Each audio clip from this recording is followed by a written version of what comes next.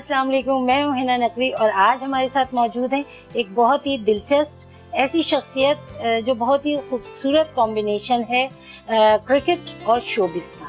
ऐसा कॉम्बो जो पाकिस्तान में और कोई नहीं है। ये वाहिद हैं, अपनी ज़ात में बहुत ही टैलेंट रखते हैं, बहुत सारे लोगों के पसंदीदा हैं, लोग चाहते हैं, मोहब्बत करते हैं और ये भी चाहते हैं कि ये हमें नज़र आते रहें, हमसे गुफ्तगू करते रहें और इनके मुतालिक बहुत सारी हम बातें भी करते रहें। फ़ख्र है पाकिस्तान का, कराची का बहुत बड़ा एक सरमाया, एक लाडले सपूत हैं। कराची में इनको बहुत पसंद भी किया जाता है और फ़ख्र भी किया जाता है। इंटरनेशनल लेवल पे जो अचीवमेंट्स हैं इनकी, वो मेरा ख्याल है हम इनसे पूछें तो ज़्यादा मज़ा आएगा।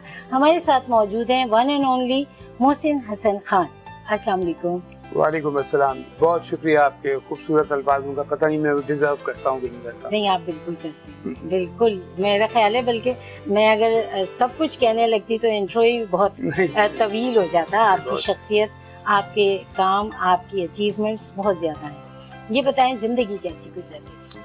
जी अल्लाह का शुक्र है। उससे पहले मैं बात कह दूँ, देखिए हिना, मैं अल्लाह का जितना भी शुक्र अदा करूँ वो कम है। बचपन में मैं था, मेरी बड़ी ख्वाहिश थी पाकिस्तान की खिदमत करूँ किसी तरह। क्रिकेट में जब आया, पहले मैं Pakistan by the way junior badminton champion भी था। अच्छा। तो दूसरे गेम्स द्वारा खेलता था काफी। क्रिकेट बार लंबी कहानी है, लेकिन जब क्रिकेट शुरू की तो ख्वाहिश थी कि पाकिस्तान के लिए खेलूं।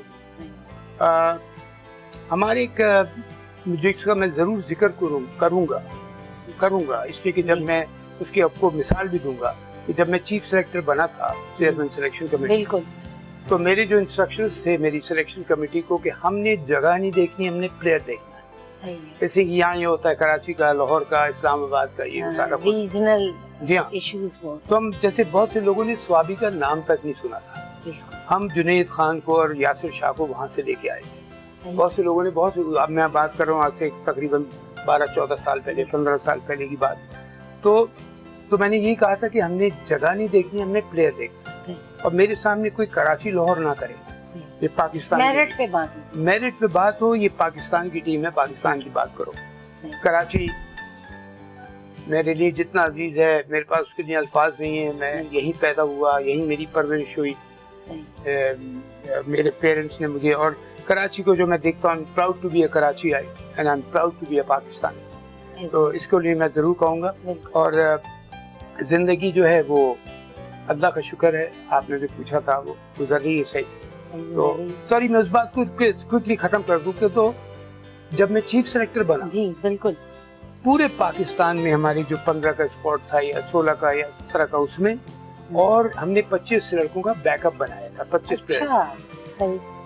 एक सिफारिशी नहीं था उसमें। बड़ी बात है। तो ये प्रेशर कैसे हैंडल किया? ये ऐसे हैंडल किया, आप यकीन करें, एक ऐसे बहुत अच्छा सवाल किया।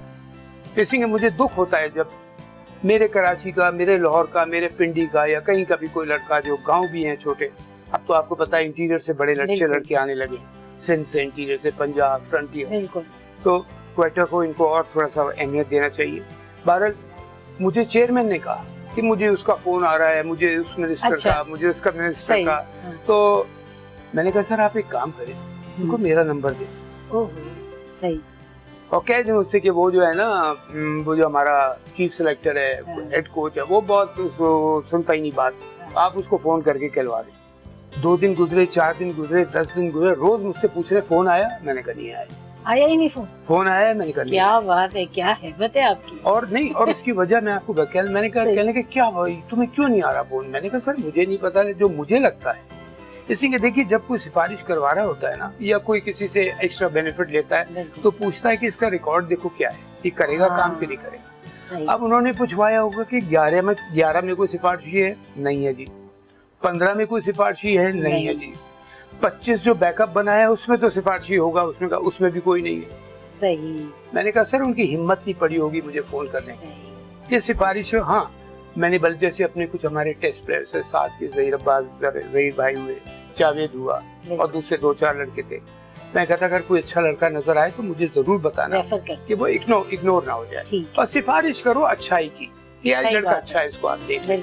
तो मैं उसमें बिलीव करता हूँ। जब मैं चीफ सेलेक्टर था, अल्हम्दुलिल्लाह एक्स चेयरमैन ने भी कुछ कहा था, जो पहले आए हुए थे 2-3, कि इतनी अच्छी सिलेक्शन हमने नहीं देखी। सही। और फिर वो है, और फिर उसके बाद जो जब मैं हेड कोच बना तो अल्लाह ताला ने उसमें वो करम किया कि क्या क्या उसकी जबरदस्त हमारी विक्ट्रीज हुई। अचीवमेंट्स बहुत। जी बाद में बात बिल्कुल। करेंगे। लेकिन जिंदगी जो गुजर रही है, देखिए मैं एक चीज में बिलीव करता हूँ कि जो भी आप काम करते हैं सही। उससे एक दिन आपको छोड़ना होता है किसी अच्छा, वजह से। सही। अब ये शोबिज़ की जो फील्ड एक ऐसी फील्ड है कि जिसमें अगर आप काम ना छोड़ना चाहें तो आप नहीं छोड़ सकते। आप एक जवान लड़की की हैसियत से, लड़के की हैसियत से, फिर एक ग्रोन अप आदमी या लड़की की हैसियत से, फिर आप मिडिल एज में, फिर ओल्ड एज में भी आप कैरेक्टर रोल, तो आप लाइफ टाइम काम कर सकते हैं। लेकिन हमारी क्रिकेट में जो है आपको 35-40 साल मैक्सिमम, अगर इससे 40 साल 42 साल कोई कर दिया तो वैसे केसेस आपको बहुत कम मिलेंगे, कोई इक्का दुक्का मिल जाएगा।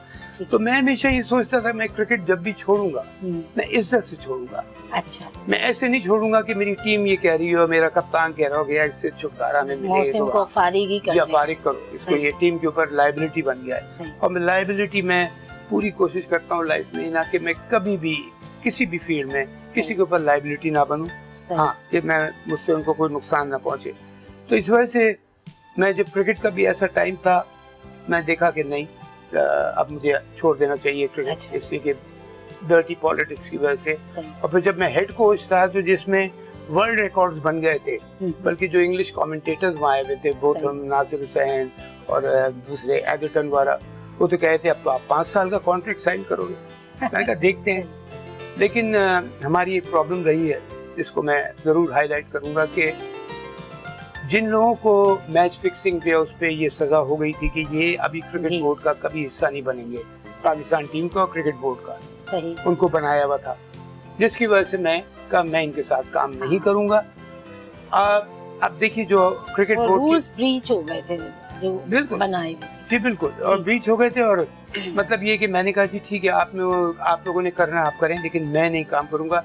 इसलिए हिना में खामोशी से मैं हट गया विदाउट एनी को। उन्होंने ये तक मुझसे कहा कि आप प्रेस कॉन्फ्रेंस करके वो बड़ा तहलका मच जाएगा। अच्छा। मैंने कहा मैं प्रेस कॉन्फ्रेंस भी नहीं करूंगा। हाँ, खामोशी से। हाँ, मेरे पाकिस्तान के ऊपर मैं कभी प्रॉब्लम क्रिएट नहीं करूंगा। इसलिए आज मोहसिन खान जो कुछ भी है हिना वो पाकिस्तान की वजह से, पाकिस्तान में। और मैं सबको कहता हूँ जो हमारी एज ग्रुप के हैं या हमसे बड़े, कि देखो अभी हमारे पे बैक का टाइम है। अब पाकिस्तान में लोग एडमायर नहीं करते, इस तरह नॉर्मली नहीं करते। वो समझते हैं कि ये हमारी अपनी अचीवमेंट है। नहीं, बिल्कुल गलत है। और देखिए, और आपको अगर वसीला अल्लाह ताला पैदा करता है, पाकिस्तान से मुझे आपको हम सबको जो इज्जत मिली है वो पाकिस्तान के उससे उस वसीले से मिली है। तो ये हमें ख्याल रखना चाहिए। और मैं हमेशा, आपको पता मेरा स्लोगन भी क्या है, don't play with Pakistan, play for Pakistan. Pakistan के साथ मत खेलो, पाकिस्तान के लिए खेलो। सही। तो अब ये बहुत बड़ी बात है, ये बहुत बड़ा जुमला है। और मेरा ख्याल है कि ये सिर्फ खेल के लिए नहीं है, हर फील्ड के लिए। और ये बात कहने से पहले ही ना मैं हमेशा बोलता था कि मैं क्रिकेट के हवाले से नहीं कह रहा हूँ, हर फील्ड के हवाले से कह रहा हूँ कि पाकिस्तान के साथ मत खेलो, पाकिस्तान के लिए खेलो। हाँ, तो बहरहाल मैंने अपना मेरा वो था, मैंने उसको रखा हुआ है। जब भी काम करूंगा, जब भी मेरे क्रिकेट बोर्ड को मेरी जरूरत पड़ेगी, इवन कराची को मेरी किसी उसकी जरूरत पड़ेगी, मैं हाजिर हूँ, बिकॉज ये मेरा फर्ज बनता है। सही सही। अच्छा, जिंदगी में आपने क्रिकेट और शोबिज दो ऐसे शोबे मुंतखब किए जी जो ग्लैमरस है। क्या मतलब हीरो टाइप वाली मामलात हैं ये दोनों ही, क्योंकि हमारे यहाँ क्रिकेट भी बहुत क्रेज है, हीरोइज्म उसमें बहुत है, और शोबिज तो है ही, आपको पता ही है शोबिज। तो ये दोनों चॉइस बाय चॉइस थी या ऐसी बाय लक हो गए? क्रिकेट बाय चॉइस थी, ठीक है। लेकिन जो शोबिज का डिपार्टमेंट था वो तो कभी सोचा भी नहीं था, बिकॉज क्रिकेट के जमाने में यकीन कीजिए ना कि मैं इतना कैमरा शाय था। अच्छा। कि जब मीडिया वाले कैमरा जी मोहसिन साहब इधर थे तो मैं 2-4 के बाद भाग जाता। फिल्म देख के कोई नहीं कह सकता आप कैमरा शाय। यही तो मैं हैरान हूँ कि देखिए अब एक ये टैलेंट था आपके, उसकी वजह बताऊंगा। हाँ, टैलेंट था। और एक चीज और मैंने लाइफ में सीखी है कि जब मैं कोई काम करता हूँ फिर उसको दिल लगा के पूरी मेहनत से करता हूँ। ठीक है। अब मेरी जो पहली भी जो फिल्म थी वो इतनी बड़ी स्टार कास्ट थी, बिल्कुल। दरमियान 3 हीरो का सब्जेक्ट था, धर्मेंद्र, विनोद खन्ना और लोगों ने कहा उस वक्त उनका बिल्कुल अरूज था। वो उस वक्त तो आज भी है, विनोद तो खराब नहीं है इस दुनिया में, लेकिन उस वक्त वो सब मुझे ही कह रहे थे, बिकॉज बहुत से लोग मुझे सोलो हीरो लॉन्च करना चाह रहे थे। अच्छा। क्योंकि हम आपको सोलो हीरो सोलो हीरोइन, तो जिसमें मेरे क्या कहते हैं, मेरे पास की वो मेरी वाइफ की बहन भी प्रोड्यूसर थी, वो मुझे रीना रॉय की। जी हाँ, तो वो बहुत नाराज हुई मुझसे कि आप वो क्यों फिल्म कर रहे हैं, आप मेरी सोलो में आपको लॉन्च कर रहा हूँ। मैं कहा देखो मेरी बात सुनो, मैं हमेशा चैलेंज लेने का आदी हूँ, मैं देखूंगा इस सेटअप में काम, डायरेक्टर भी बहुत बड़ा जेपी दत्ता, विनोद खन्ना और धर्मेंद्र दो हीरो, और फिर हीरोइन भी बहुत हैवी स्टार, यश पुरी और ब्ला ब्ला ब्ला। मैंने कहा मैं टेस्ट करता हूँ, मैं अपने आप को क्या मैं इस काबिल हूँ कि इसमें काम कर सकूँ शोबिज़ में, इस फिल्म में, कि डायरेक्टर बहुत अच्छा था जी। मैं इसका बहुत बड़ा अल्लाह के बाद मैं डायरेक्टर को क्रेडिट दूंगा जिस तरह उसने मुझसे काम निकलवाया। जी हाँ, तो लेकिन ये शोबिज़ इत्तेफाक था, क्रिकेट मेरी पसंद थी, और क्रिकेट मेरे आज भी मैं अल्लाह का शुक्र अदा करते हुए कहता हूँ क्रिकेट मेरी पहचान है। पहचान आपकी वही है, बिल्कुल। बहुत खूबसूरत बात है और बहुत ही मोतबर शनाख्त है मोहसिन हसन खान की। और जहाँ तक बात हो रही है शोबिज़ की, तो थोड़ी सी और भी बातें करेंगे एक छोटे से वक्फे के बाद।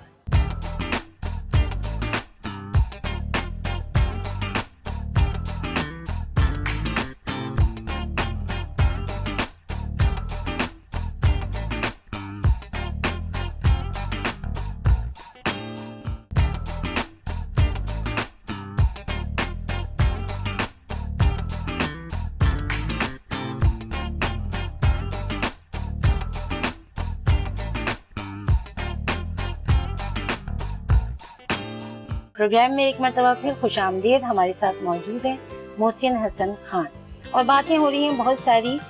मैं बताती चलूँ साथ साथ मोहसिन, आज हमारे प्रोग्राम को जो हमारे साथ शरीक हैं, जिन्होंने स्पॉन्सर किया है, वो हैं बिन रुमानी की, और इनकी एक प्रोडक्ट है उम्मे शिफा।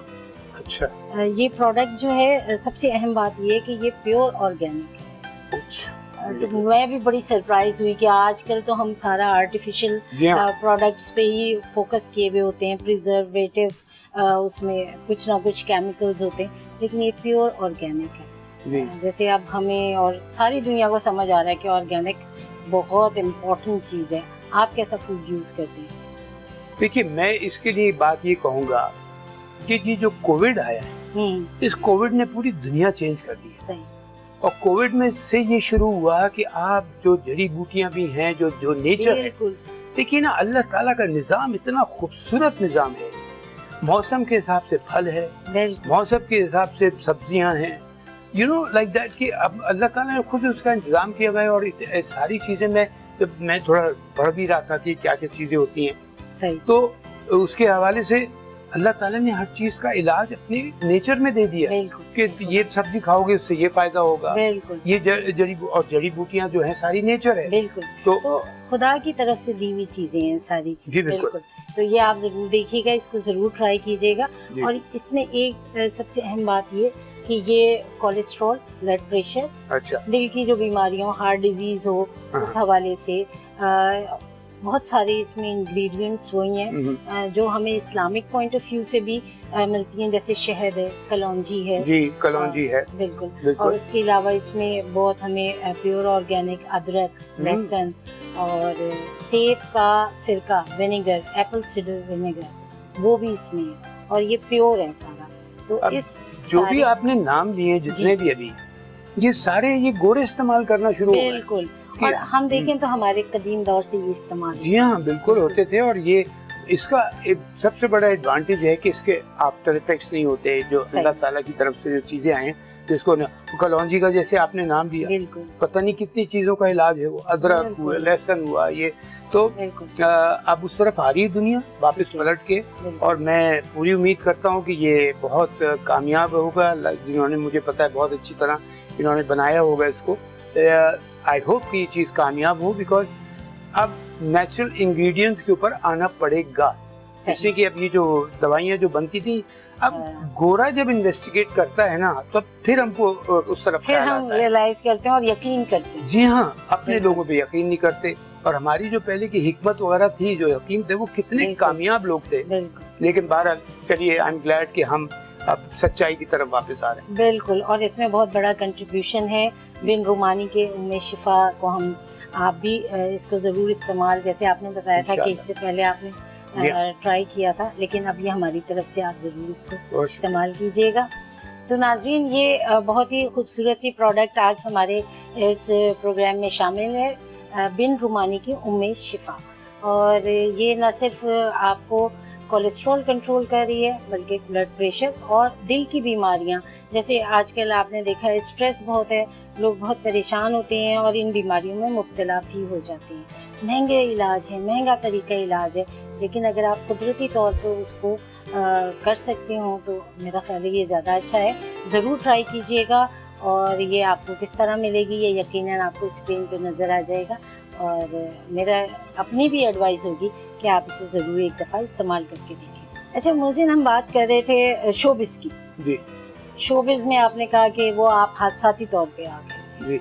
उसमें आपने खूब गाने भी गाए, डांस भी किए, सब कुछ किया, सारा काम हुआ। तो वो कैसे हुआ, अचानक से कैसे हो गया? म्यूजिक का मैं हमेशा से, मुझे म्यूजिक का बड़ा शौक था। फिल्म्स भी देखते थे और जब हम छोटे थे उस जमाने में पाकिस्तानी फिल्म्स का स्टैंडर्ड बहुत जबरदस्त था।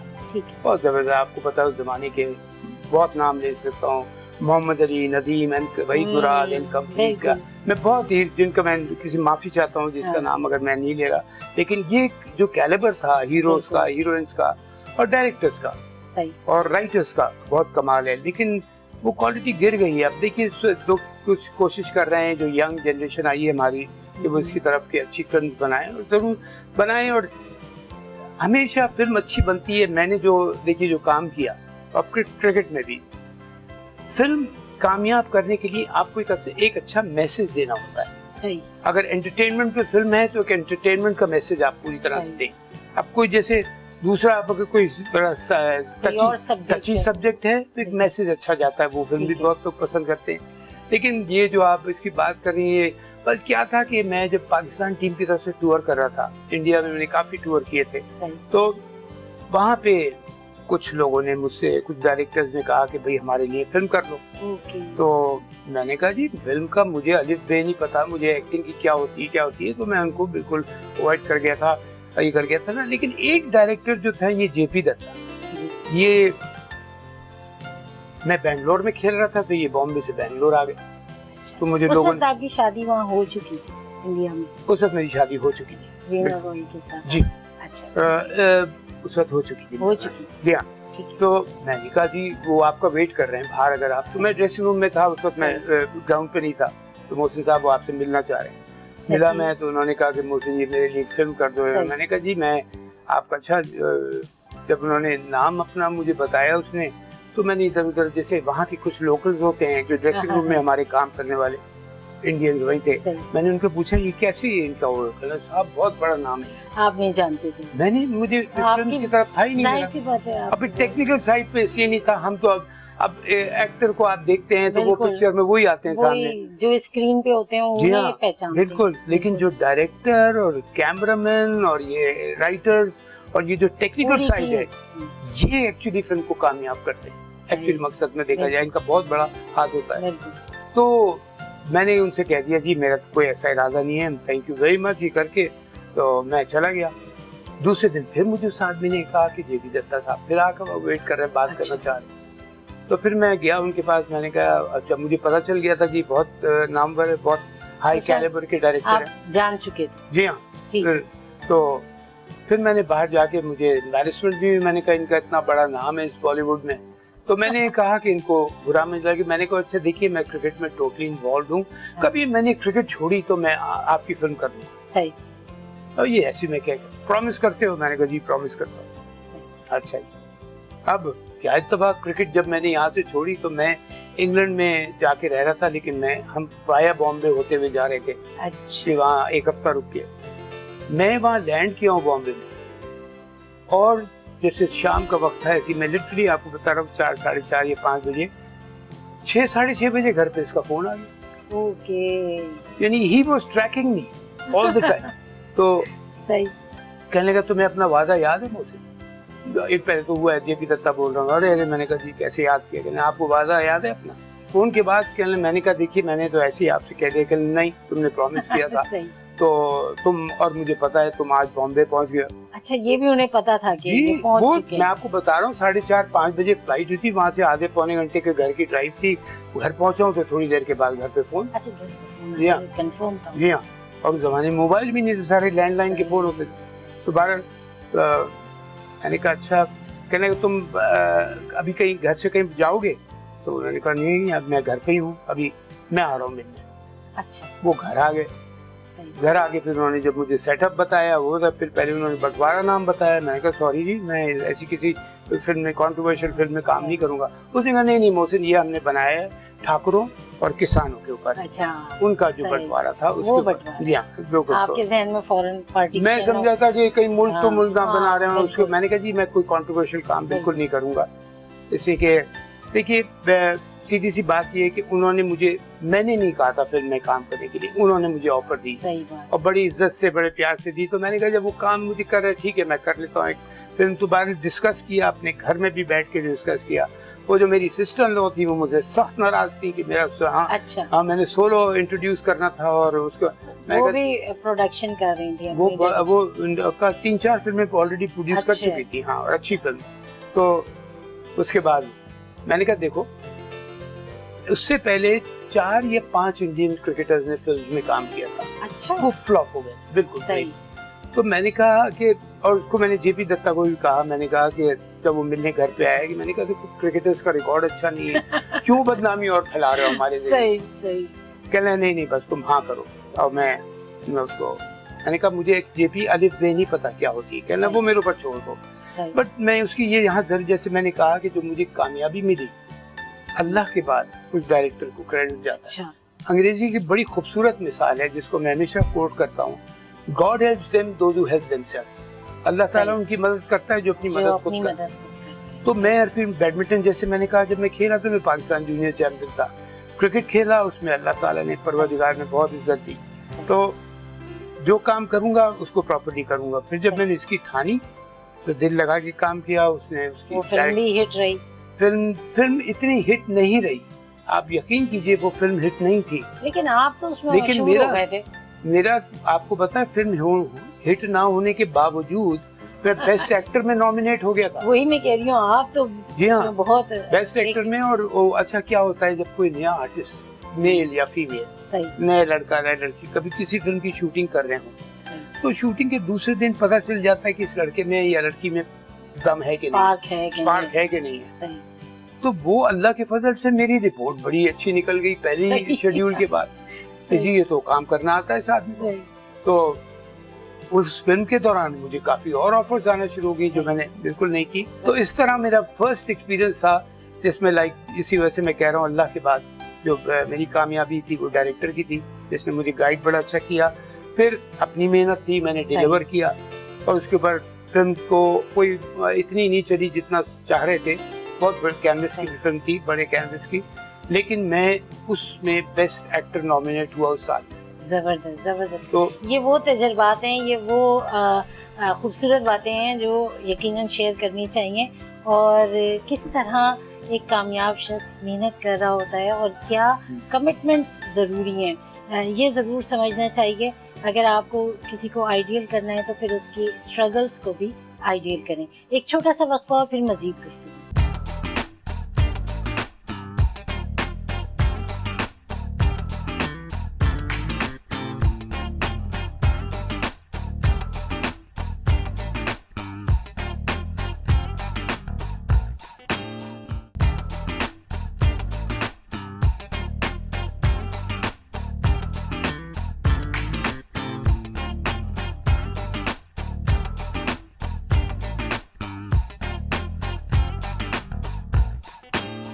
प्रोग्राम में एक मरतबा फिर खुश आमदीद। हमारे साथ मौजूद हैं मोहसिन हसन खान। बहुत दिलचस्प बातें हो रही हैं, फिल्म की दुनिया की भी बड़ी बातें हुई। अच्छा, क्रिकेट के हवाले से आपने बहुत कारनामे हैं, बहुत अच्छा क्रिकेट आपने खेली है, बड़े वर्ल्ड रिकॉर्ड उसमें बने हैं जो आपके क्रेडिट पे हैं। कैसा आपने एज ए प्लेयर कितना एंजॉय किया क्रिकेट को? बहुत एंजॉय किया, जब बचपन से बड़े पैशन से खेला था। ठीक है। जब पहले तो दूसरे गेम्स खेलता था। सही। अब वो क्रिकेट में किस तरह आया ये बात बहुत लंबी हो जाएगी, लेकिन जब क्रिकेट पहले मैं बैडमिंटन खेलता था, स्क्वॉश खेलता था, स्विमिंग करता था, एथलेटिक्स में था हॉकी खेलता था, टेनिस खेलता था, और जब अपने कॉलेज, स्कूल और कॉलेज के लिए सारे 5-5, 6-6 ट्रॉफीज जीत के लेके अच्छा, आया। जबरदस्त जबरदस्त। तो जब मैं कॉलेज में भी गया तो वहाँ पे भी ये था कि हमारे कॉलेज में आओ, हमारे कॉलेज में आओ। पहला साल मैंने डीजे साइंस कॉलेज से किया था, फर्स्ट ईयर। खूबसूरत कॉलेज, हाँ, और बड़ा नाम। जी, बड़ा नाम। और फिर उसके बाद नेशनल कॉलेज, दोनों ही कॉलेज टॉप, दो टॉप के कॉलेज।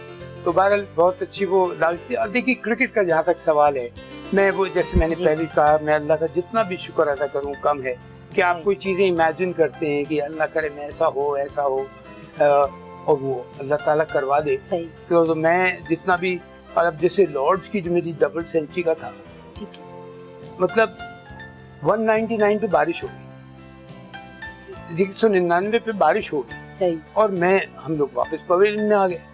एक रन रह गया, एक रन था, और हुआ क्या कि मैं आगे खैर बैठ गया। जैसे कि इंग्लैंड में क्या होता है, बारिश हुई, थोड़ी देर हुई, फिर रुक गई एकदम से, फिर हुई। आमतौर पे ऐसा होता है, बहुत कम होता है कि बिल्कुल ही बारिश कंप्लीट हो जाए। तो मैं आके बैठा हुआ था, तो इमरान ने मुझे आके कहा, कैप्टन था हमारा, कि इमरान, मीडिया कुछ बात करना चाह रहा है तुमसे, करोगे? हाँ, कर लूं, कोई बात नहीं। उसने कहा अच्छा, वो बाहर खड़े हुए। बाहर में गया तो उसको खास वजह क्या बता रहा हूँ, मीडिया ने सवाल किए, एक ने सवाल मुझसे कहा कि मोहसिन, डू यू नो कि अगर तुम 199 पे आउट हो गए तो तुम इतने की फहरिस्त में आ जाओगे, और अगर तुमने एक रन कंप्लीट कर दिया तो दुनिया के तुम 7वें इंसान बन जाओगे जिसने लॉर्ड्स पे 200 की। अब मैंने ये सवाल जो सुना तो मैंने उसको खैर जवाब तो दिया, well I feel that hopefully इंशाल्लाह I will get my double 100 करके मैं अंदर आया। मैंने कहा, इतनी बात सुनना है, तुमने मुझसे क्यों पूछा था मीडिया में जाने का? कहना क्यों? मैंने कहा यार, ये सवाल किया है, इसका तो मैं रियलाइज ही नहीं कर रहा था। सही, कि एक रन वो से प्रेशर आप पे बढ़ गया कि एक रन से कहां डिफरेंस है। या तो दुनिया का 7वां आदमी, या पता नहीं कितनों में आपका नाम आ जाए। कहने का, मैं यही सोच के तुमसे मैंने पूछा था कि तुम जाओगी मीडिया से बात करोगे। अच्छा। तो मैंने कहा उसको, ये उसका अच्छापन था कि उसने सोचा जबरदस्ती प्रेशर ना पड़े। बाद में ये चीज सर्कुलेट, यार एक रन इतना बड़ा डिफरेंस डाल सकती है। बाहर गए, फिर बारिश रुकी, तो बारिश भी 2-2.5 घंटे के बाद हुई। अच्छा। बिल्कुल, तो वो एक रन की वजह से फिर अल्लाह का करम है, वो एक रन हुआ मेरा। डबल सेंचुरी तो मैं पाकिस्तान का पहला था, एशिया का पहला था, बल्कि एशिया का और पाकिस्तान का पहला था, और दुनिया का 7वां प्लेयर था। तो वो ऐसी बातें थी। और फिर ये जरूर तो एंजॉय किया आपने एज ए ऐसे। अच्छा, मुझे उस वक्त वो हजम नहीं हुआ कि मैंने किया क्या। सही। मैं आपको बता रहा हूँ, मैंने कहा ठीक है, हो गए, ठीक है 200। उसके बाद जो मीडिया का देखा कि रात को टीवी वाले आ गए, ये आ गए, डायरेक्ट उन्होंने मेरा इंटरव्यू वहाँ इंग्लैंड से, यहाँ पीटीवी ने यहाँ पे डायरेक्ट इंटरव्यू मेरा दे दिया। जी हाँ। और फिर मीडिया ने आके जब मैंने पढ़ा तो मैंने कहा ये तो कुछ हो गया है मुझसे। तो कुछ बड़ा हो गया। जी हाँ। तो फिर बस क्या करता, बस अल्लाह का शुक्र अदा कर करके घर से भी, यहाँ से कराची से माँ बाप का फोन, भाइयों का फोन, सबका। तो it was a great occasion. और फिर उसके बाद अभी ये दूसरी चीज मैं बता दूं, मैं वाहिद पाकिस्तानी बैट्समैन हूँ जिसे ऑस्ट्रेलिया में लगातार सेंचुरियां की हैं जी। और उस जमाने में जब डेनिस लिली एंड कंपनी होती थी, डेनिस लिली, थॉमसन और क्या क्या वो बड़े बड़े नाम। जी हाँ, तो अल्लाह का बहुत करम है, और मैं क्रिकेट मेरी पहचान है। और मैं अल्लाह का शुक्र अदा करता हूँ कि मैं पाकिस्तान की खिदमत करना चाहता था, हूँ और करता रहूँगा जब तक मेरी जरूरत पड़ेगी। तो मुझे अल्लाह ताला ने उसमें कामयाब किया, और मैं इसी वजह से मैं उन क्रिकेटर्स को मैं बिल्कुल नहीं पसंद करता जिन्होंने पाकिस्तान की इज्जत को ठेस पहुंचाई है। सही। तुम पाकिस्तान के लिए खेलना इतना बड़ा ऑनर है अपने मुल्क के लिए, एक ख्याल रखना चाहिए। आप यकीन करें, मैं इसके हवाले से क्विकली एक बात कह दूं, मैं 18 साल का था या 18.5 साल का, मैं फर्स्ट टाइम प्राइवेट कॉन्ट्रैक्ट के लिए गया इंग्लैंड, काउंटी क्रिकेट के लिए, है ना, उसके लिए, और लीग क्रिकेट के लिए। तो मेरी वालिदा ने मुझसे कहा कि देखो बेटा, तुम प्राइवेट कॉन्ट्रैक्ट पे जा रहे हो, लेकिन एक बात याद रखना कि तुम्हारे साथ पाकिस्तान का नाम लगा हुआ है। बिल्कुल, बहुत प्यारी बात है, और मेरा ख्याल है कि ये बातें लोगों को समझनी और सोचनी भी चाहिए। अच्छा, आप बहुत संजीदा मिजाज से ज़रा रहते हैं, और हंसते तो हैं लेकिन ज़रा कम हंसते हैं। जिंदगी में कोई हिमाकतें हुई? को बड़ी हिमाकत हो गई? बहुत हंसता हूँ मैं। अच्छा। बहुत हंसता हूँ जी, लेकिन क्या होता है जिससे जरा एक्वेंटेंस हो जाती है, सही। ज्यादा करीब हो जाते हैं ठीक तो है। उनसे ज्यादा वरना रिजर्व रहते हैं। वरना हाँ अच्छा, जबरदस्ती। हिमाकत कोई हुई, कोई हिमाकतें बहुत हुई, कोई यादगार? बहुत हिमाकतें हुई, क्या बताऊं मैं आपको कि ऐसी नहीं, ऐसी बता देना। अच्छा क्या, चलिए बता देता हूँ आपको। एक बहुत ढेर सारी हिमाकतों में से एक हाँ, चल। कि उसका जो बाथरूम था और जो वॉशरूम था उसको उसकी कंसील्ड वायरिंग नहीं जा रही थी, वो ठीक है। ओपन तार जा रही थी उसमें। सही। ये दोनों कहाँ की बात है? लाइट की, ये जब हम अच्छा। कराची एयरपोर्ट पे रहते थे, ठीक है। ये मेरे बचपन की बात है। सही। मैं होऊंगा मेरा ख्याल 12-14 साल का ऐसे सही। कुछ होऊंगा। हमारे आंगन ओपन वायरिंग थी। ओपन वायरिंग थी, जा रही कंसील्ड वायरिंग नहीं थी। तो ठीक है। अच्छा, वो मैं बाहर आंगन में बैठा हुआ था, एक दिन दोपहर वहां बैठता था, कभी कभी कुछ खेल रहे हैं या सही, कुछ कर रहे हैं, तो मैंने देखा वो तार टूट के नीचे गिरा हुआ है, इधर का हिस्सा इधर टूटा हुआ है, इधर का हिस्सा इधर टूटा हुआ है। सही। तो मैंने कहा चलो मैं ये जोड़ देता तार हूँ। जोड़ देता हूँ। सही। अब तार को जो मैंने मिलाया, सही। तो आप यकीन कीजिए करंट था उसमें दौड़ा। सही। मुझे ऐसा लगा हिना, यकीन करें कि जैसे एक इतना बड़ा पत्थर मेरे सर से लेके यहाँ से तक निकल गया। ओहो, करंट और मैंने इतना उसको जोर से। हाँ एकदम से छोड़ा। तो उसके बाद मैंने, आवाज भी मेरी निकली थोड़ी, चीखे होंगे एकदम तो से। मेरी अम्मी आई दौड़ी, क्या हुआ? सही। मैंने कहा जी बस क्या बताऊं क्या हुआ। सही। बताया उनको, पहले तो वो हंसने लगी, पहले देखा उन्होंने ठीक है ये, हंसने लगी। तो बेटा तुम्हें ख्याल नहीं आया कि इसमें करंट रन कर रहा है तुमने? सही। मैंने कहा जी अगर मुझे ख्याल आया तो मैं क्यों मिलाता क्यों हूं? मिला? सही। और दोस्तों के साथ कैसा है? दोस्त हैं? दोस्त हैं मेरे, बचपन के दोस्त हैं? बचपन के दोस्त हैं मेरे। यूनियन होता है। जी बिल्कुल। अभी जैसे कोविड में एक बड़ी अच्छी बात हो गई थी, आपने बात कही है तो मैं कह दूं कि हमारे जो मेरे स्कूल के लड़के थे, कुलसुम बाई वली का कराची एयरपोर्ट पे स्कूल है, वहाँ का मैं पढ़ा हुआ हूँ, तो उसमें जो कोई पाकिस्तान में है, कुछ अमेरिका में है, कुछ यूके में है, कुछ कनाडा में है, कुछ यूएई में है, तो उन्होंने 12-14 के, एक हमारे 2 लड़के हैं, उन्होंने मिलके 12-14 लड़कों का क्लब बना दिया। अच्छा। अब हालत ये हो गई कि कोविड के दौरान, अब पता है अमेरिका में अगर आपको पता है रात है तो यहाँ सुबह है, यहाँ दिन है तो वहाँ रात है, यूके का भी टाइम डिफरेंस, फिर कनाडा का, फिर यूएई का। तो शुरू के दिन में तो ये होने लगा कि वो मेरी जो वाइफ है अभी, वो क्योंकि आप तो सारा दिन ही फोन के ऊपर होते हैं, कि अब मैंने कहा क्या करूँ, अब वो कभी यूके के टाइम से कॉल आ जाती है, कभी उसके टाइम, फिर आपस में इंटरेक्ट करते हैं मैसेज से। तो दोस्त मेरे बचपन के दोस्त हैं। अच्छा, वो स्कूल की यादें अगर अच्छी हो ना, और कुलसुम बाई वली का मैं आपको बता रहा हूँ कि अब पता नहीं उसका क्या हाल है, लेकिन इतना जबरदस्त स्कूल था वहाँ। अच्छा। वहाँ के टीचर्स, वहाँ का सिस्टम, जिसकी वजह से एक तो मुझे, मैं अल्लाह का शुक्रगुजार हूँ बहुत कि अल्लाह ताला ने मुझे ऐसे माँ बाप दिए जिन्होंने मेरी तरबियत अच्छी की। उसमें से बहुत सी बातें नहीं सुनी, जहाँ गलतियाँ भी की थी, लेकिन बहरहाल उन्होंने अच्छी की। फिर हमें स्कूल, अगर आपको देखिए बच्चे को घर की तरबियत हो और स्कूलिंग अच्छी हो तो सोने पे सुहागा है ये। सही। अच्छा, बातें तो हैं बहुत सारी। जी हाँ। और वक्त है थोड़ा जी, तो मेरा ख्याल है कि हम कुछ अहम बातें आपसे मजीद कर लें। अच्छा, अभी ये अहम नहीं थी। मजीद अहम बातें जी जी। हम इस शहर की बात कर रहे हैं, इस मुल्क की मुस्तकिल हम बात कर रहे हैं, क्या कोई पैगाम देना चाहेंगे अवाम को, अरबाब इख्तियार को, कुछ कहना चाहेंगे? देखिए, जैसे मैंने आपसे कहा कि मैं कराची में पैदा हुआ, मेरे वालिदैन इंडिया से आए थे माइग्रेट करके, मेरी वालदा लखनऊ से हैं, मेरे फादर शाहजहानपुर से थे। अल्लाह ताला जन्नत नसीब करे सबके माँ बाप को, हम सबको। तो कराची में मैं पैदा हुआ था, यहाँ जब वो आ गए थे। कराची मेरे लिए इस तरह है जैसे मेरा घर, और कराची के साथ जब कोई अच्छी चीज होती है तो दिल बहुत खुश होता है, और जब कोई बुरी चीज होती है तो बहुत तकलीफ पहुंचती है। जब देखिए कराची मेरे दिल से बहुत कर, बल्कि कराची पूरा पाकिस्तान जो है, लेकिन मैं कराची की पैदावार हूँ, अपना शहर अपना ही होता है। मैं लाहौर मुझे बहुत पसंद है, सारा देखा जाए तो पूरा पाकिस्तान बहुत खूबसूरत है। कहीं पे भी आप चाहे शहर में या गाँव में, लोग बड़े अच्छे हैं हम लोग। लेकिन बस एहतियात करें कि मैं फिर एक बात कहूँगा, ऑनेस्टली मैं आपसे सच कह रहा हूँ कि नई जनरेशन को बहुत ख्याल रखना पड़ेगा इन बातों का, इसलिए कि एक तो माँ बाप की तरबियत बहुत ज़रूरी है, और नई जनरेशन को खुद अडॉप्ट करना है कि मुझसे कराची का नाम नीचे ना हो जाए, पाकिस्तान का नाम नीचे ना हो जाए मेरी किसी हरकत से। सही। इस बात को अगर हमारा हर यंगस्टर, हमारा हर नौजवान, बच्चे बच्चियां सब ख्याल रखेंगी तो इंशाल्लाह बहुत बेहतर होगा।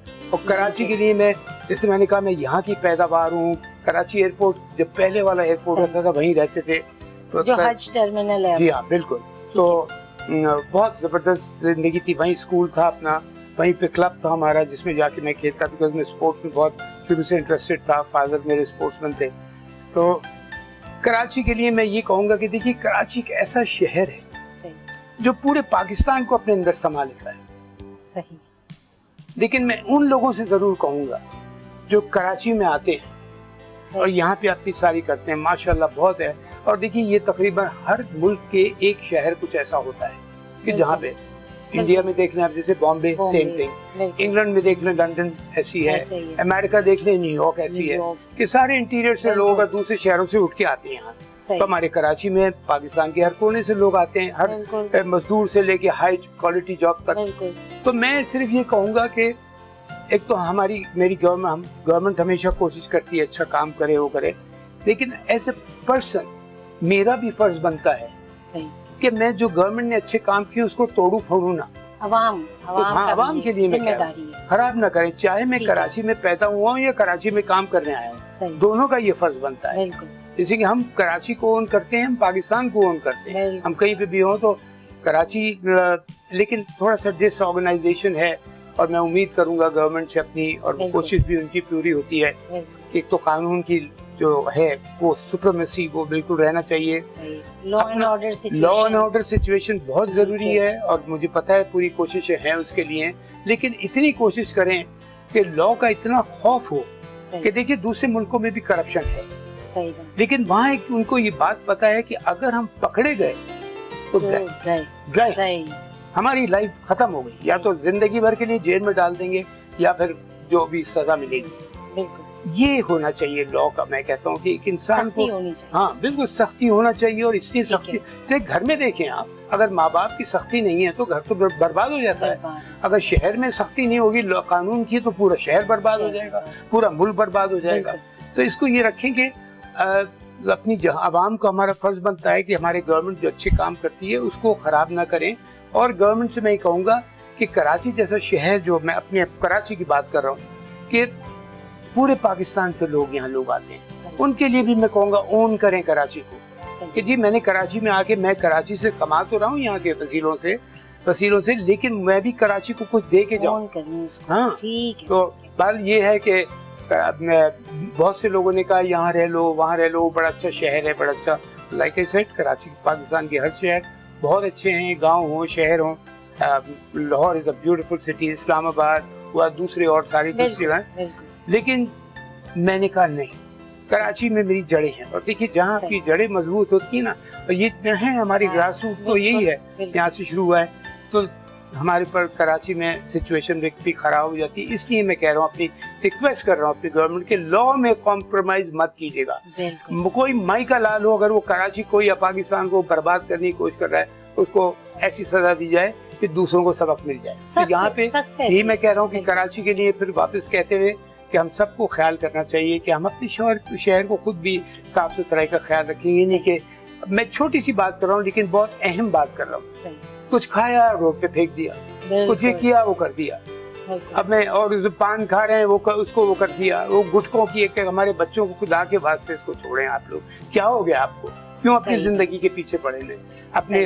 हाँ तो ये इसको और इसके लिए भी कानून होना चाहिए, बिकॉज ये हमारी यंग जनरेशन को खराब कर रही है, और मैं कराची को या पाकिस्तान को खराब होते हुए नहीं देख सकता। मैं इस मामले में बहुत जज्बाती हूँ, और इसी वजह से मैं कहता हूँ कराची के हवाले से भी, शहर के हवाले से और हर फील्ड के हवाले से, कि don't play with Pakistan, play for Pakistan.